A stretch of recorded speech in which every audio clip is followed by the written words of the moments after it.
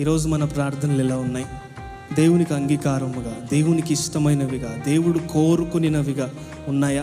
మన ప్రార్థనలో ఎక్కువగా మనకు నచ్చినవి, మనకిష్టమైనవి, మన కోరికకు తగినట్లుగా అడుగుతూ ఉంటాము. కానీ యథార్థవంతులముగా ఆయన సన్నిధిలోనికి వెళ్ళినప్పుడు ఆయన మనల్ని చూసి సంతోషించాలి. అబ్బా, నా కుమారుడు వచ్చాడు, నా కుమార్తె వచ్చింది, ఇంకా ఆయన అడుగుతూ ఉంటే నేను ఇస్తూ ఉంటా, ఆయన విజ్ఞాపన చేస్తూ ఉంటే ఆయన సమీపముగా ఉండి నేను జవాబు ఇస్తా అని దేవుడు ఆనందించాలి. ఈ లోకమునకు ఉప్పై మనం ఉన్నాం, ఈ లోకమునకు వెలుగై మనం ఉన్నాం. మనం చేసే ప్రార్థనలు లోకమునకు వెలుగు చూపించే విధంగా ఉండాలి. మనం చేసే విజ్ఞాపనలు లోకమునకు రక్షణ తెచ్చే విధంగా ఉండాలి. లోకమునకు యేసుక్రీస్తు ప్రభువును చూపించే విధంగా ఉండాలి.